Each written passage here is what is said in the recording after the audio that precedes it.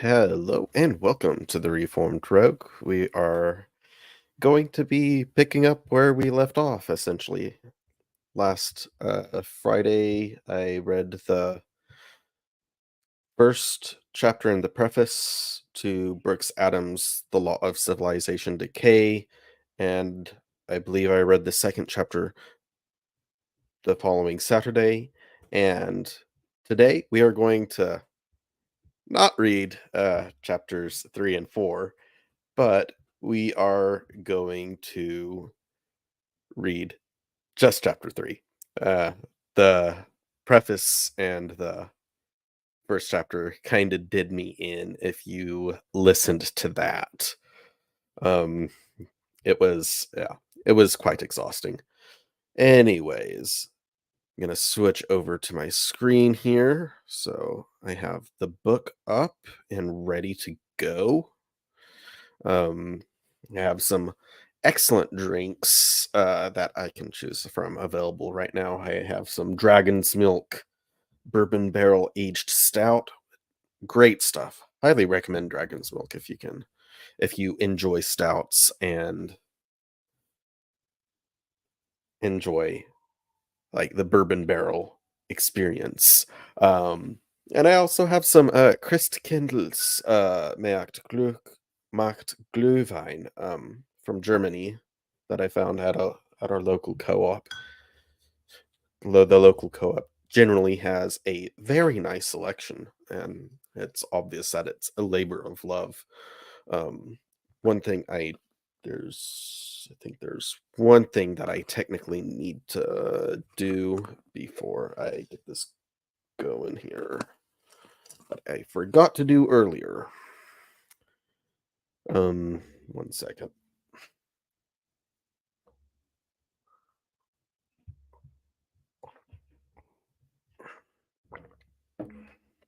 Okay, yep. Got my drinks in order. Got some chocolate potentially for later this evening. Looking forward to that. And if you do not know or do not follow me on YouTube, by the way, I also am doing a reading of Arnold Toynbee's essays in the book Civilization on Trial. So go to my YouTube channel. You can find me at the Reformed Rogue there and join along for that reading as well. Think I'm 4 essays into that one at the moment. The fair warning, the last the last recording that I did for it did not go that well. The quality of the previous 3 is better, but I think I've pretty much taken care of the audio issues unless you inform me otherwise, because I'm using my main microphone and not microphone on my headset that have been using for the last several streams for the Toynbee, I mean, the Brooks Adams and the last Toynbee video. So, yeah, that could potentially be a problem, but I do intend to re-record the first several episodes, well, the first several chapters, I mean, of the Civilization on Trial book, just because I would like them to be of good quality, and I think this is an improvement at least on the existing quality even of the first several videos. But anyways, without further ado, I think yeah, got that taken care of. I should probably keep phone interruptions to a minimum, turn that down. Just pouring a glass of the Glühwein. It's essentially spiced wine, by the way, if you're curious.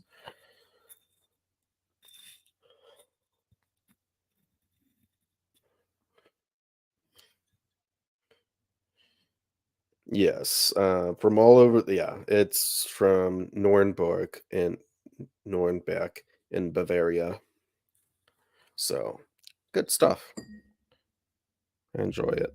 Good spiced wine is nice.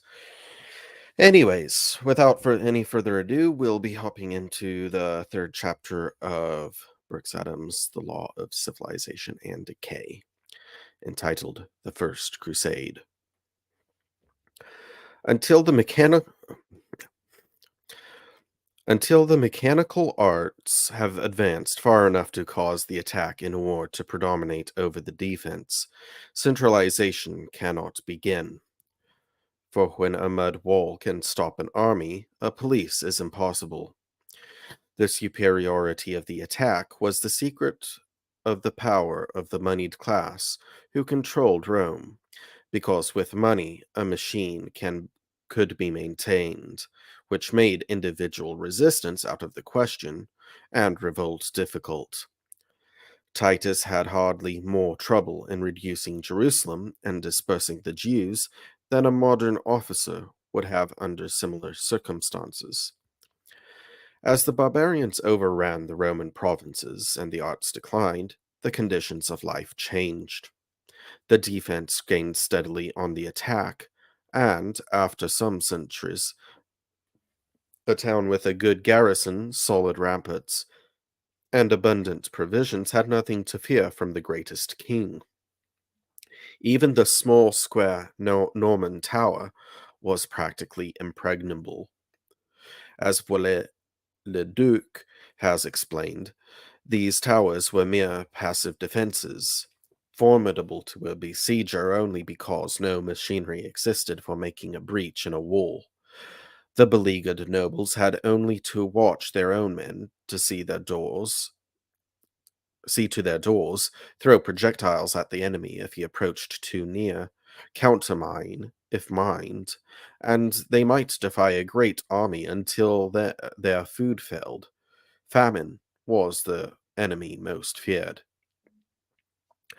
By the 11th century, these towers had sprung up all over the West.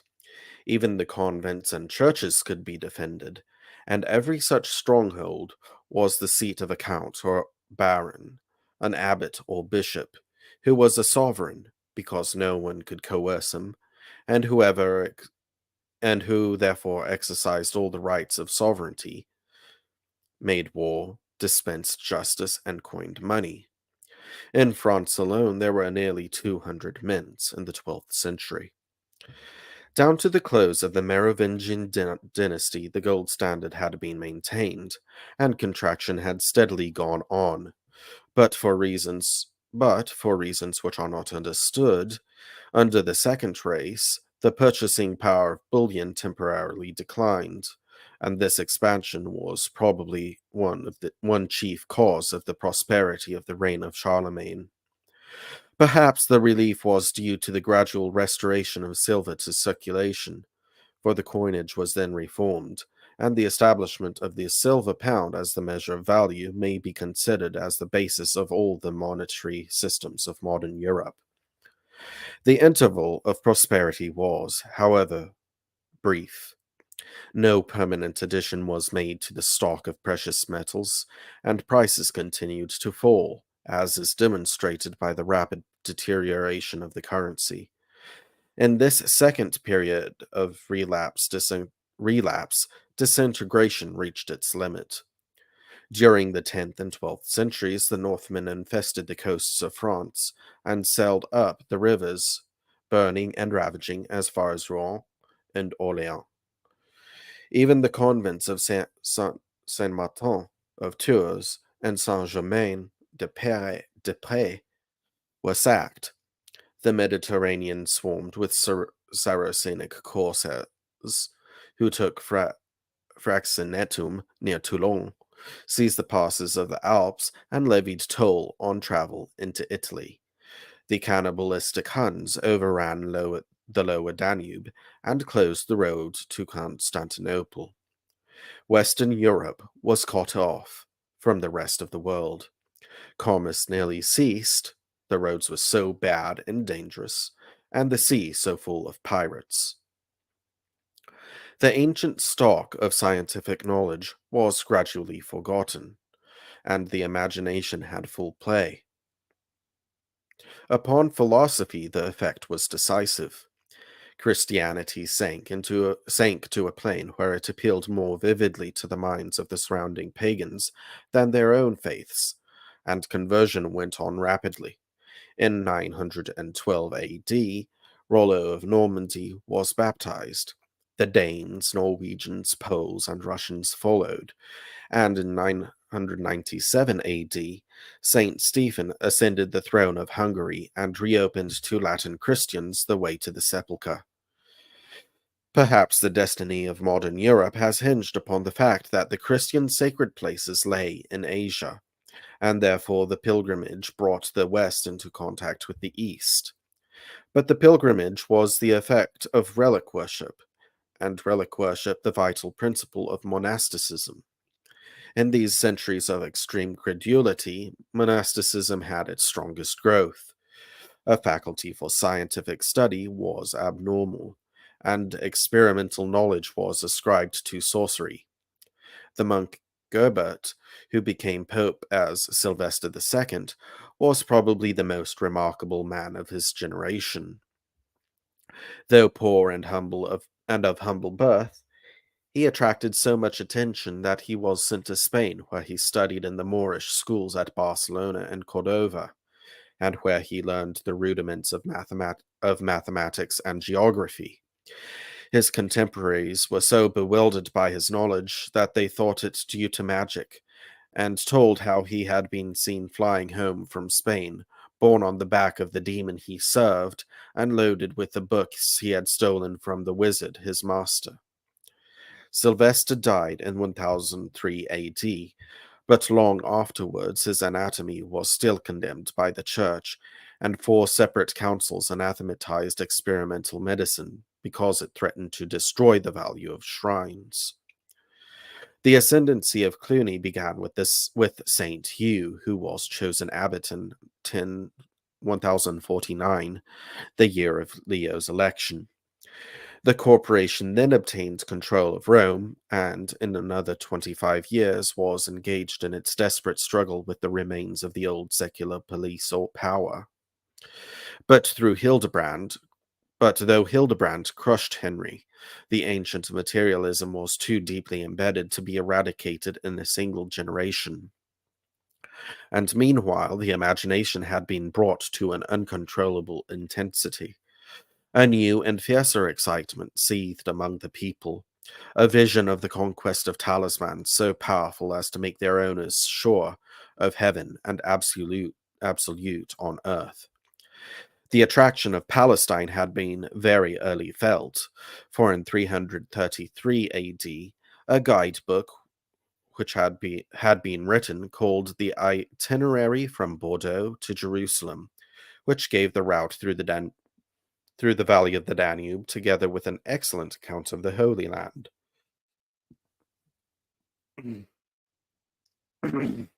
Pardon me.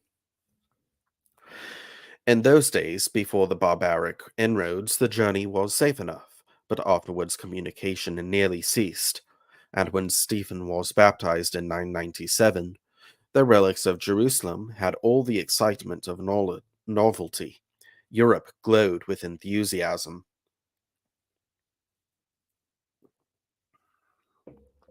Sylvester proposed a crusade, and Hildebrand declared he would rather risk his life for the holy places than rule the universe.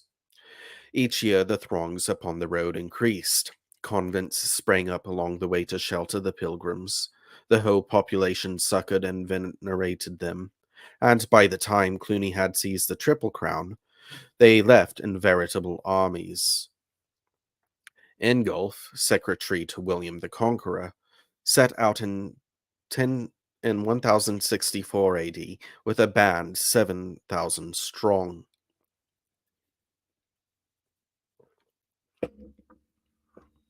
In that age of faith, no such mighty stimulant could inflame the human brain as a march to Jerusalem. A crusade was no vulgar war for a vulgar prize, but an alliance with the supernatural for the conquest of talismans, whose possession was tantamount to omnipotence. Urban's words at Clermont, when he first preached the Holy War, have lost their meaning now, but they burned like fire into the hearts of his hearers then, for he promised them glory on earth and felicity in heaven. And he spoke in substance thus: No longer do you attack a castle or a town, but you undertake the conquest of the holy places. If you triumph, the blessings of heaven and the kingdoms of the east will be your share. If you fall, you will have the glory of dying where Christ died, and God will not forget having seen you in his holy army. Urban told them that under their general Jesus Christ, they, the Christian, the invincible army, would march to certain victory. In the 11th century, this language was no metaphor, for the Cluniac monk spoke as the mouthpiece of a god who was there actually among them, offering the cross he brought from the grave and promising them triumphs. Not the common triumphs which may be won by man's unaided strength, but the transcendent glory which belongs to beings of another world. So the Crusaders rode out to fight, the originals of the fairy knights, clad in impenetrable armor, mounted on miraculous horses, armed with resistless swords, and bearing charmed lives. Whole villages, even whole districts, were left deserted. Land lost its value. What could not be sold was abandoned, and the peasant, loaded with his poor possessions, started on foot with his wife and children in quest of the sepulchre, so ignorant of the way that he mistook each town upon the road for Zion. Whether he would or no, the noble had to lead his vassals or be forsaken. And, riding at their head with his hawks and hounds, he journeyed towards that marvelous land of wealth and splendor, where kingdoms waited the coming of the devoted knight of God.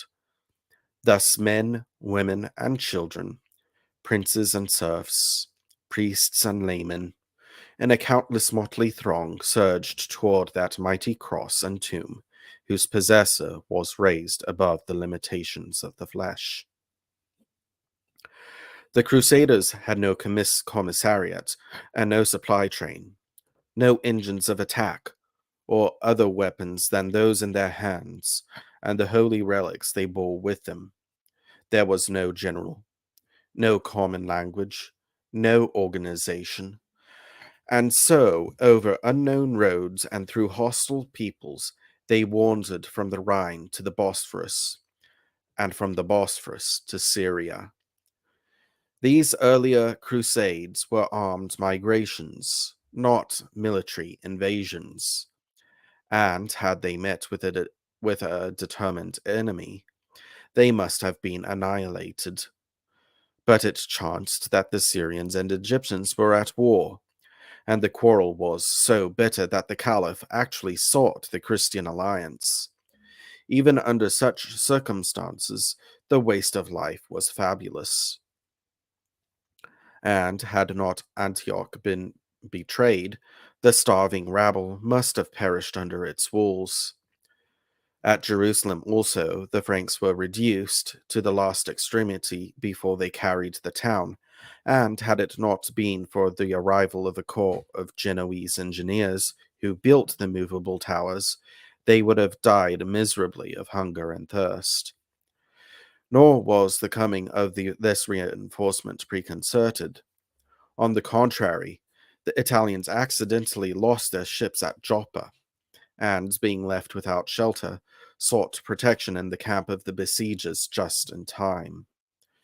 So incapable were the Crusaders of regular operations that, even when the towers were finished and armed, the leaders did not know how to feel the moat, and Raymond of St. Gilles had nothing better to propose than to offer a penny for every 3 stones thrown into the ditch. On July 15th, 1099, Jerusalem was stormed, almost exactly 3 years after the march began. 8 days later, Godfrey de Bouillon was elected king, and then invaders spread out over the strip of mountainous country which borders the coast of Palestine and Syria, and the chiefs built castles in the defiles of the hills and bound themselves together by a loose alliance against the common enemy.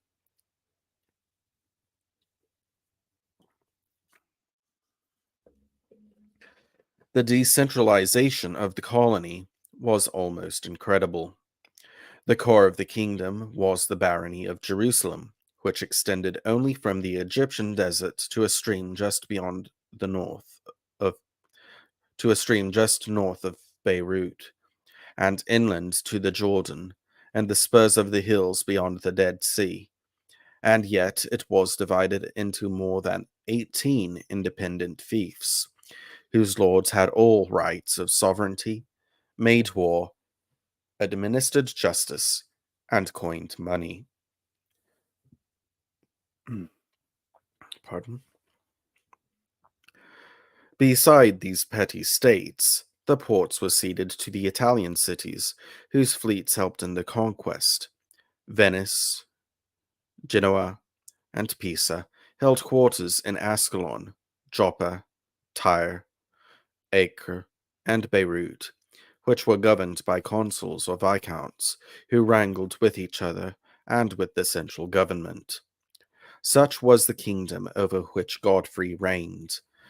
But there were 3 others like it, which together made up the Frankish monarchy.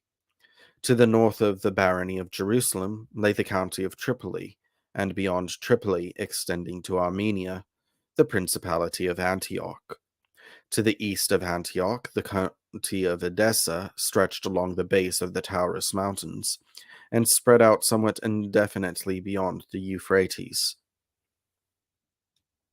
Thus, on the north, Edessa was the outwork of Christendom, while to the south, the castle of Karak, which commanded the caravan road between Suez and Damascus, held a corresponding position among the hills to the east of the Dead Sea.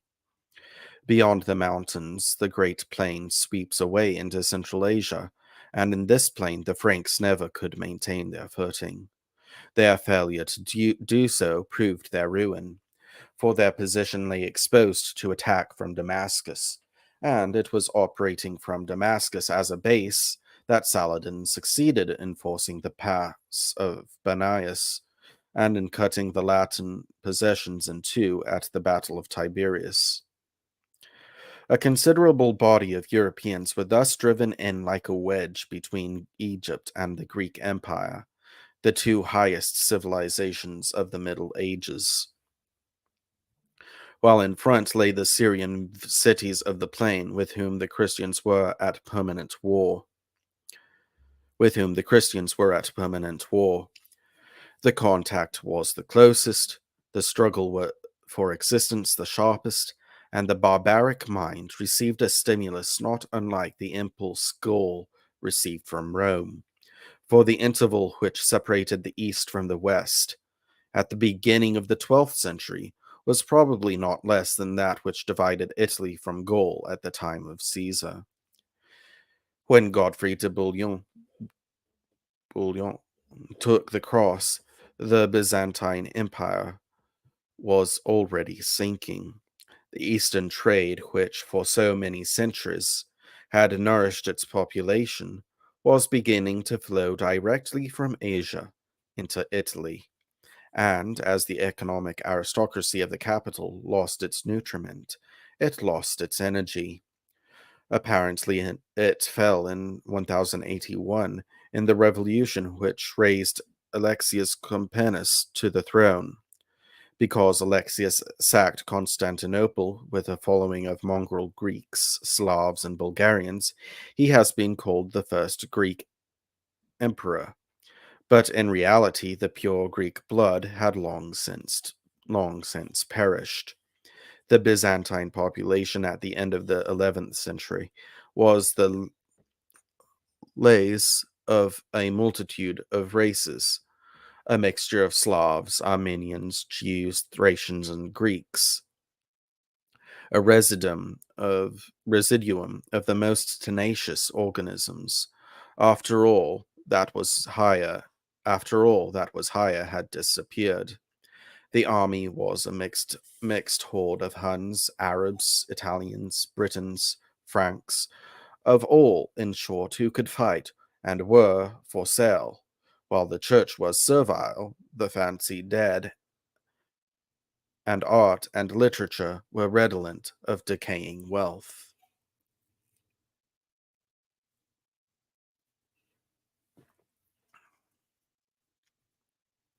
Nevertheless, ever since the fall of Rome, Constantinople had been the reservoir whence the West had drawn all its materialistic knowledge, and therefore it was during the centuries when the valley of the Danube was closed that the arts fell to their lowest ebb beyond the Alps and Rhine. After pilgrimages began in the reign of Stephen, the Bosphorus lay once more in the path of travel, and as the returning Ptolemies spread over the West, a revival followed in their track, a revival in which the spirit of Byzantium may yet be clearly read in the architecture of Italy and France. Saint Mark is a feeble imitation of Saint Sophia, while Viollet-le-Duc has described how long he hesitated before he could decide whether the carving of Vézelay, Orton, and Moissac was Greek or French, and has dwelt upon the laborious care with which he pored over all the material before he became convinced that the stones were cut by artists trained at Cluny, who copied Byzantine models. But the great gulf between the economic and imaginative development separated the moribund Greek society from the semi-childhood of the Franks, a chasm in its nature impassable because caused by a difference of mind, and which is, perhaps, seen most strikingly in religious architecture. For religious architecture, though always embodying the highest poetical aspirations of every civilization, pardon me,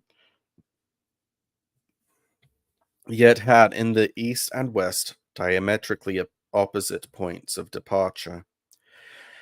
Saint Sophia is pregnant with the spirit of the age of Justinian. There was no attempt at mystery or even solemnity about the church, for the mind of the architect was evidently fixed upon solving the problem of providing the largest and lightest space possible in which to display the functions of a plutocratic court. His solution was brilliantly successful. He enlarged the dome and diminished the supports until nothing remained to interrupt the view. It, it seemed as though the roof had been suspended in the air. For his purpose, the exterior had little value, and he sacrificed it. The conception of the architects of France was the converse of this, for it was highly emotional. The gloom of the lofty vaults, dimly lighted by the subdued splendor of the colored windows, made the interior of the Gothic cathedral the most mysterious and exciting sanctuary for the celebration of the miracle which has ever been conceived by man. While without, the doors and windows, the pinnacles and buttresses were covered with the terrific shapes of demons and the majestic figures of saints, admonishing the laity of the danger lurking abroad, and warning them to take refuge within. But if the Greeks and the Franks had little affinity for each other, the case was different with the Saracens, who were then in the full vigor of their intellectual prime and in the meridian of their material splendor. In the 11th century, when Paris was still a cluster of huts cowering for shelter on the islands of the Seine, and the palace of the Duke of Normandy and King of England was the paltry White Tower of London. Cairo was being adorned with those masterpieces which are still the admiration of the world. Christavin considered that among the city gates of the Babel Nasser stands first in taste and style, and the famous Babel Zuilye is of the same period. He also thought the Mosque of Teloun a model of elegance and grandeur, and observed, when criticizing the mosque of the Sultan Hassan, built in 1356, that though imposing and beautiful, it lacks the unity which is only found in the earlier Arabic monuments, such as Teloun. Indeed, the signs are but too apparent that from the 12th century, the instinct for form began to fail in Egypt, the surest precursor of artistic decay. The magnificence of the decoration and furnishing of the Arabic palaces and houses has seldom been surpassed, and a few extracts from an inventory of a cell of the collections of the Caliph Mostanza Bila, held in 1050, may give some idea of its gorgeousness. Precious stones. A chest containing 7 muds of emeralds, each of these worth at least 300,000 dinars, which makes in all, at the lowest estimation, 36 million francs. A necklace of precious stones worth about 80,000 dinars. 7 waiba of magnificent pearls sent by the Emir of Mecca. Glass. Several chests containing a large number of vases of the purest crystal, chaste and plain. Other chests filled with precious vases of different materials. Table utensils. A large number of gold dishes, enameled or plain, in which were encrusted all sorts of colors, forming most varied designs. 100 cups and other shapes of bezoar stone, on the most of which was engraved the name of the Caliph Harun al-Rashid. Another cup, which was 3.5 hands wide and 1 deep. Different articles. Chests containing inkstands of different shapes, round or square, small or large, of gold or silver, sandalwood, aloe, ebony, ivory, and all kinds of woods, enriched with stones, gold and silver, or remarkable for beauty and elegance of workmanship. 28 enamel dishes inlaid with gold, which the Caliph Aziz had received as a present from the Greek emperor, and each of which was valued at 3,000 dinars. Chests filled with an enormous quantity of steel, china, and glass mirrors, ornamented with gold and silver filigree, and some were bordered with stones and had cornelian handles, and others precious stones. One of them had a long and thick handle of emeralds. These mirrors were enclosed in cases made of velvet or silver, or most beautiful wood. Their locks were of gold or silver. 400 large cases, ornamented with gold and filled with all sorts of jewels. Various silver household goods, and 6,000 gold vases, in which were put narcissus or violets. 36,000 pieces of crystal, among them a box ornamented with figures in relief, weighing 17 rocks.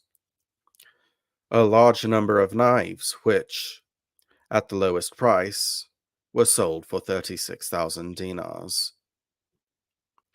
A turban enriched with precious stones, one of the most curious and valuable articles in the palace.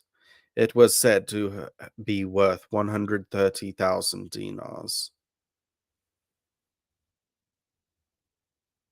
The stones which covered it, and whose weight was 17 rocks, were divided between two chiefs who both claimed it. One had in his share a ruby weighing 23 metkals, and in the share which fell to the other were 100 pearls, each of which weighed 3 metkals. When the two generals were obliged to fly from Forstadt, all these valuables were given up to pillage. A golden peacock, enriched with the most valuable precious stones. The eyes were rubies, the feathers gilded enamel representing all the colors of peacock feathers. A cock of the same metal, with a comb of the largest rubies covered with pearls and other stones. The eyes also were made of rubies. A gazelle whose body was covered all over with pearls and the most precious stones. The stomach was white and composed of a series of pearls of the purest water. A sardony table with conical feet of the same substance. It was large enough for several people to eat there at the same time. A garden, the soil made of chaste and gilt silver and yellow earth. There were silver trees with fruits made of precious materials. A golden palm tree enriched with superb pearls. It was in a golden chest, and its fruit was made of precious stones, representing dates in every stage of ripeness. The tree was of inestimable value. About the time the monk Gerbert was accused of sorcery because he understood the elements of geometry, the Caliph Aziz Billah founded the University of Cairo, the greatest Mohammedan institution of learning. This was 200 years before the organization of the University of Paris, and the lectures at the Mosque of El Azhar are said to have been attended by 12,000 students. Monk was of the opinion that Arabic philosophy reached its apogee with Averroes, who was born about 1120 AD. Certainly, he was the last of a famous line which began at Baghdad 3 centuries earlier, and Haureau, in describing the great period of St. Thomas at Paris, dwelt upon the debt Western learning owed to the Saracens. The splendor of Harun al-Rashid is still proverbial. The tales of his gold and silver, his silks and gems, almost surpass belief. And even in his reign, the mechanical arts were so advanced that he sent a clock to Charlemagne. Humboldt considered the Arabs as the founders of modern experimental science, and they were relatively skillful chemists, for they understood the composition of sulfuric and nitric acid and of aqua regia, beside the preparation of mercury and of various oxides of metals. As physicians, they were far in advance of Europe. While the church healed by miracles and put experimental methods under her ban, the famous Razis conducted the hospitals of Baghdad, and in the 10th century wrote a work in 10 books, which was printed at Venice as late as 1510. Practitioners of all nations have used his treatise on smallpox and measles. He introduced mild purgatives, invented the ceton, and was a remarkable anatomist. He died in 932. William of Tyre stated that the Frankish nobles of Syria preferred the native or Jewish doctors, and thought and though Saladin sent his physician to Richard, Richard never thought of sending an Englishman to Saladin when afterwards attacked by illness. Even as late as the middle of the 13th century, little advance seems to have been made in Europe, for one of the most curious phenomena of the Crusades was the improvement in the health of the army of St. Louis after it surrendered. During the campaign, various epidemics had been very fatal. But when the soldiers were subjected to the sanitary regulations of the Egyptian medical staff, disease disappeared. The Arabs had a strong taste for mathematics and were familiar with most of the discoveries which have been attributed to astronomers of the 15th and 16th centuries. As early as 1000, spherical trigonometry was in use, and Abul Hassan wrote an excellent treatise on conic sections.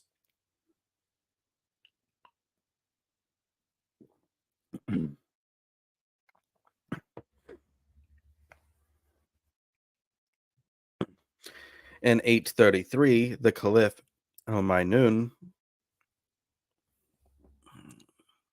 Mamun, Mamun, some of the typing in this is a little awkward, having founded observatories at Baghdad and Damascus, caused a degree to be measured on the plain of Palmyra.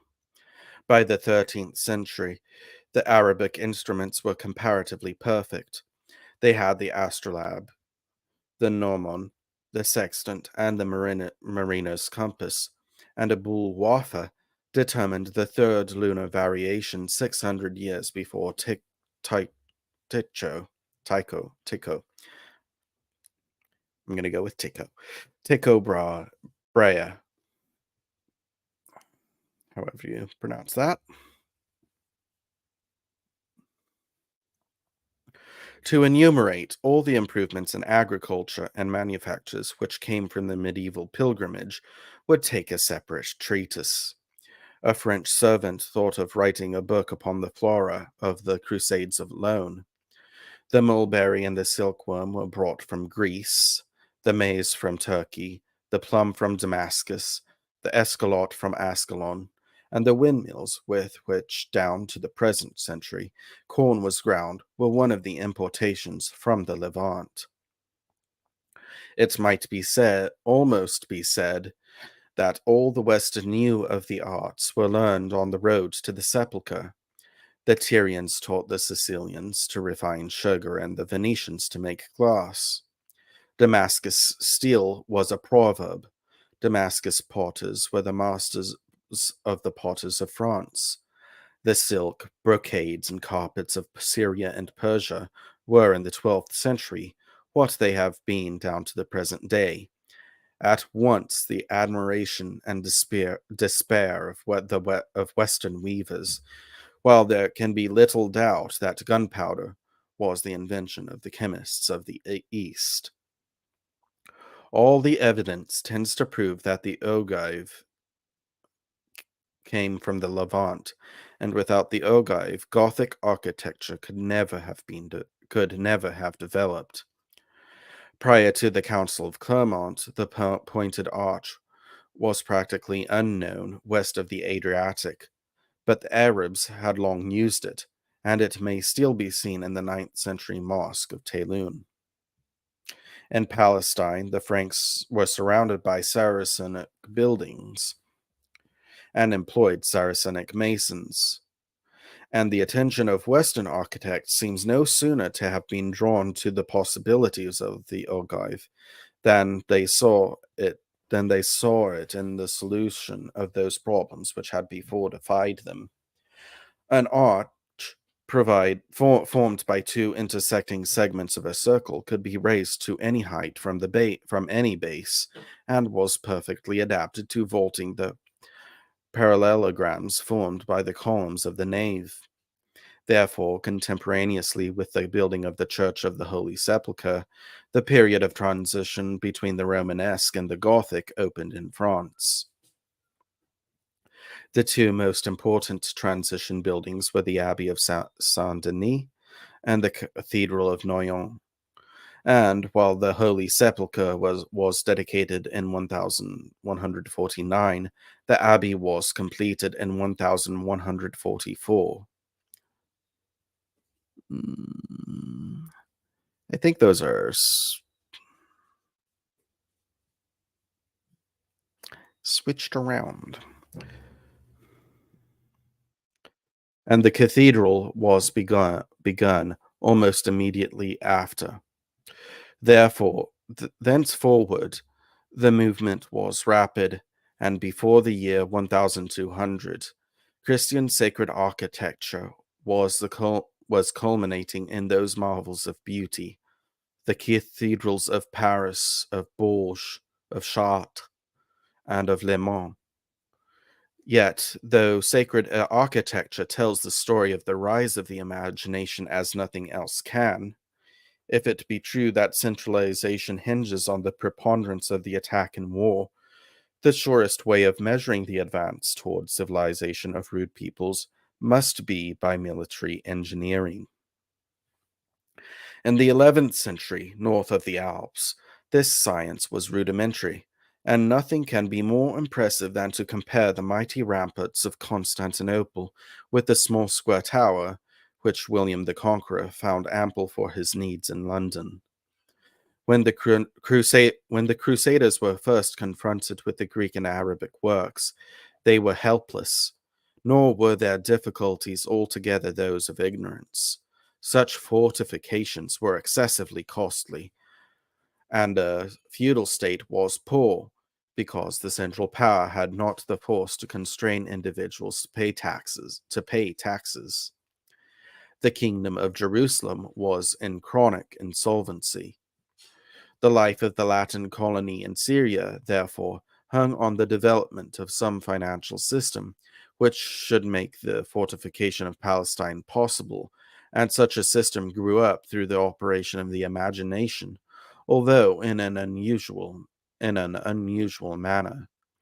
Fetish worship drew a very large annual contribution from the population in the shape of presents to propitiate the saints, and one of the effects of the enthusiasm for the Crusades was to build up conventual societies in the Holy Land, which acted as standing armies. The most famous of the military orders were the Knights of the Temple and the Knights of St. John. William of Tyre has left an interesting description of the way in which the temple came to be organized.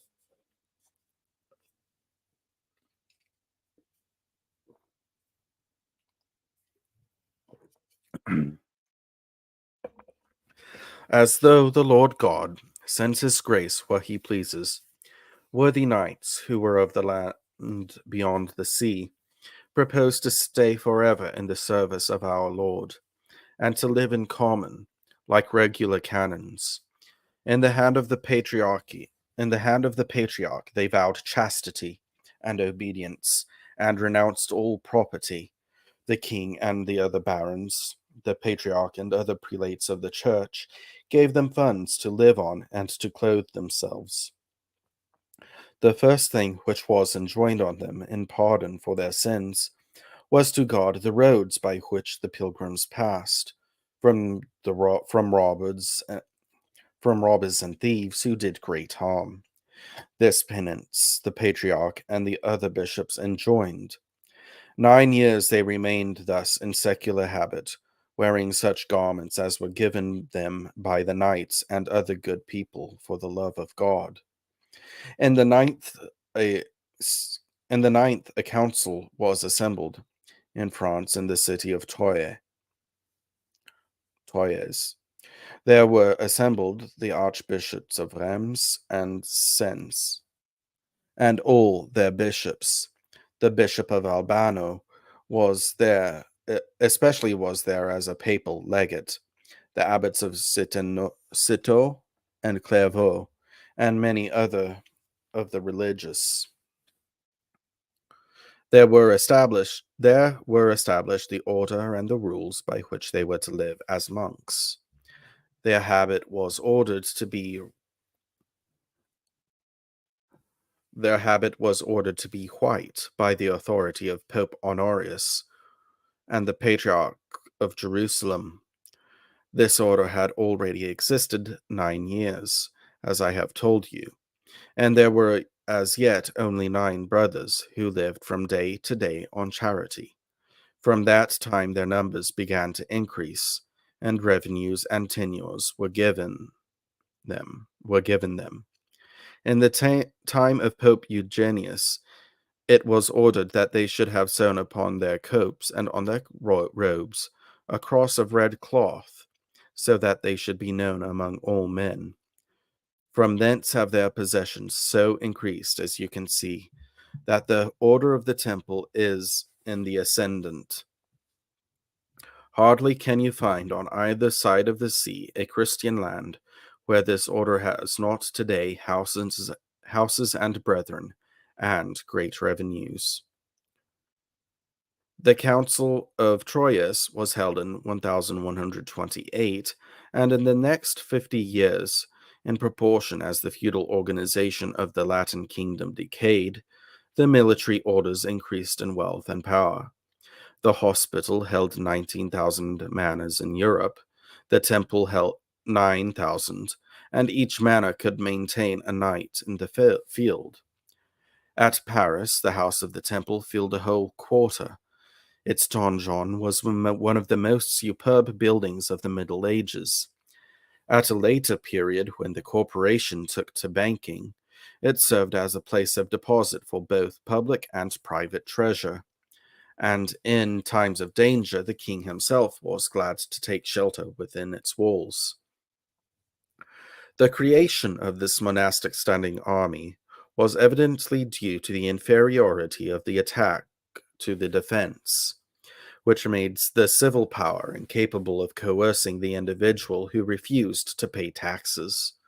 The petty barons who built the castles throughout Palestine were too poor to erect fortifications capable of resisting the superior engines used in the East.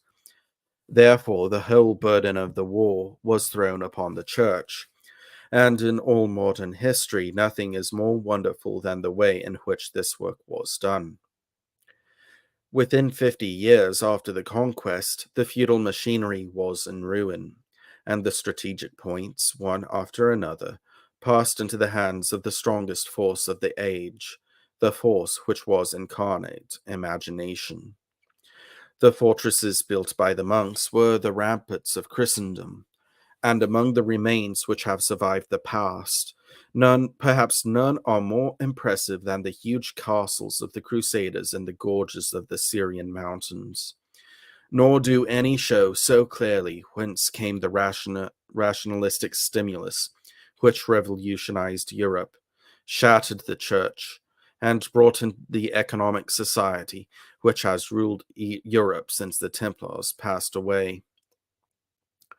25 miles due west of Homs, at the point where Lebanon melts into the Ansariya range. The mountains open, and 2 passes lead by easy descents to the sea. Through the southern runs the road to Tripoli, through the northern that to Tortosa. Between them, on a crag of on the crag 1,000 feet between them, on a crag 1,000 feet above the valleys, still stands the castle of the Crac de Chevaliers, ceded by Count Raymond of Tripoli to the hospital in 1145. Towering above the plain, it can be seen for miles, and no description can give an idea of its gigantic size and power. Coucy and Pierrefonds are among the largest fortresses of Europe, and yet Coucy and Pierrefonds combined are no larger than the Crac. Compared with it, the works then built in the West were toys, and the engineering talent shown in its conception was equally equaled by the magnificence of its masonry.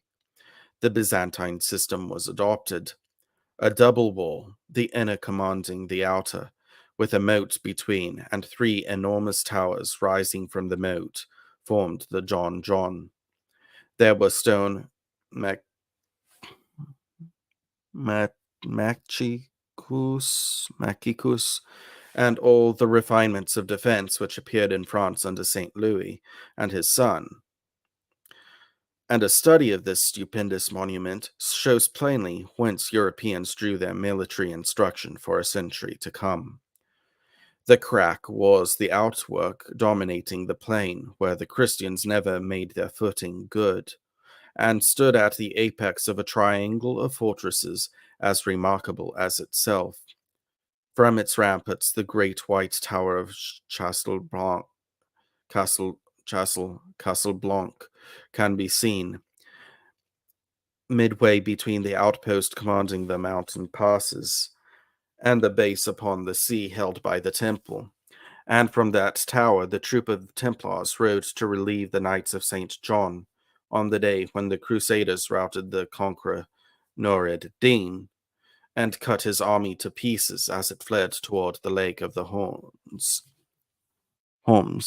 which lies in the distance. But the White Tower is unlike the donjons other lands other lands, and it bears the imprint of the force which built it. For it is not a layman's hold, but a church, whose windows are cut in walls 13 feet thick, whence the dim light falls across the altar where the magicians wrought their miracles. Within easy supporting distance lay Tortosa, a walled town, the outwork of a donjon at least as strong as the crack, and built with a perfection of workmanship and a beauty of masonry, which proves at once the knowledge and the resources of the order. No monarch of the West could probably at that time have undertaken so costly an enterprise, and yet Tortosa was but one of four vast structures which lie within a few miles of each other. The place was ceded to the temple in 1183, just at the beginning of the reign of Philip Augustus, before men dreamed of the more important French fortifications. At Margat, a day's journey to the north, the hospital had their base upon the sea, a stronghold whose cost must have been fabulous, for it is perched upon a crag high above the Mediterranean, and so inaccessible that it is not easy to understand how the materials for building were collected. Viollet-le-Duc, who was lost in admiration at Coucy, declared that it was colossal enough to befit a race of giants, and yet Coucy could have stood in the courtyard of Margat.